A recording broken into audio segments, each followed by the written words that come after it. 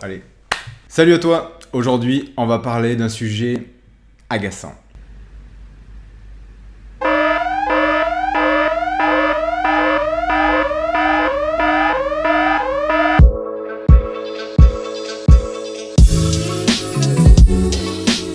Alors quand on parle de protéines en poudre, il y a toujours ces gens qui n'en consomment pas, qui ne savent pas ce que c'est, mais qui veulent quand même te dire « Ouh, ça c'est des produits chimiques pas bons pour les reins ». Ensuite, il y a également ces gens qui en consomment, qui ne savent pas non plus ce que c'est, et qui te disent « Ah là, je viens d'acheter cette prot, elle est efficace, là j'ai pris du muscle. » Dans leur shaker, pas de soda, mais une boisson protéinée pour augmenter leur masse musculaire, sans prendre un poil de graisse.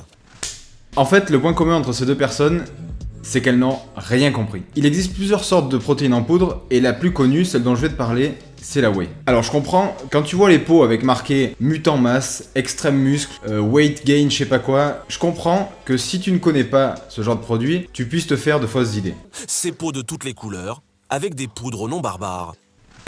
Déjà la whey, qu'est-ce que c'est? Whey, c'est de l'anglais, qui veut dire lactosérum ou encore petit lait. Bon, puisque je suis gentil, voilà la page Wikipédia en anglais et en français, ça t'évitera d'aller vérifier. Et oui, la protéine en poudre la plus populaire n'est rien d'autre que du petit lait qu'on a déshydraté. Ça fait tout de suite moins rêver, hein. Ah c'est sûr, le petit lait ça fait moins rêver côté performance sportive de ouf. Pour rentrer un peu plus dans les détails et pour que tu comprennes bien comment on arrive à obtenir cette poudre, je vais t'expliquer comment c'est fabriqué. Encore une fois, je t'expliquerai le processus de fabrication le plus économique, donc le plus répandu. Première étape, on prend du lait.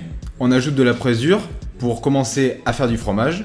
On attend un petit peu, on obtient le caillé qui est solide et le lactosérum qui est liquide. Au passage, quand tu ouvres ton yaourt et que tu vois le liquide qui surnage, ça c'est du lactosérum. Étape 2, on envoie le caillé à l'industrie du fromage, on récupère le lactosérum, on filtre les impuretés, on le déshydrate et on obtient cette fameuse poudre ultra chimique qui t'abîme les reins. Voilà, j'espère que c'est plus clair dans ta tête maintenant. La whey, ce n'est rien d'autre que du lait qu'on a filtré et déshydraté. Du coup, pour celui qui pense qu'en consommant ce genre de produit, il va prendre d'un coup 3 kg de muscle, Des protéines disponibles dans le commerce et qui vont leur permettre de gagner en muscle un peu plus rapidement. je suis désolé mais... Nope. Putain, j'ai la voiture qui m'envoie la lumière là.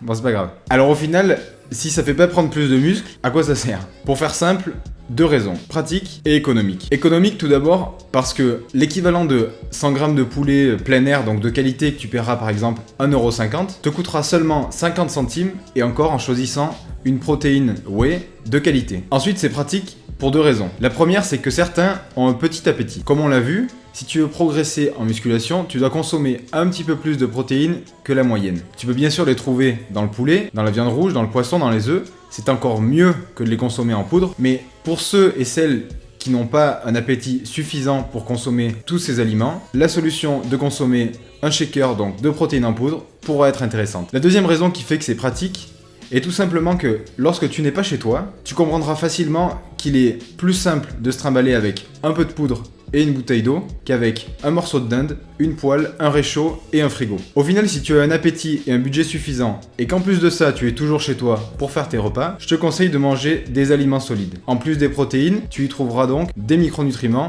comme les minéraux et les vitamines. Et ça, c'est toujours intéressant. Ah oui, juste avant de conclure, tout ce que je viens de dire en fait, ça me fait penser à un autre type de personne. Tu prends des prods toi? Non, moi je vais prendre une petite prot maintenance.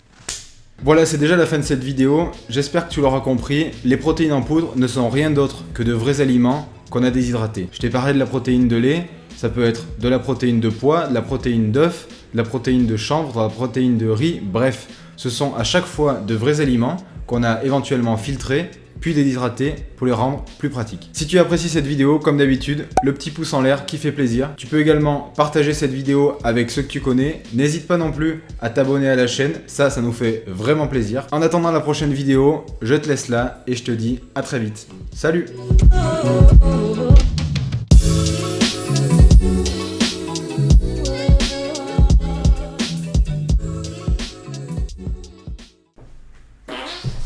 Ça, je sais pas si c'est enregistré, mais on le mettra peut-être pas.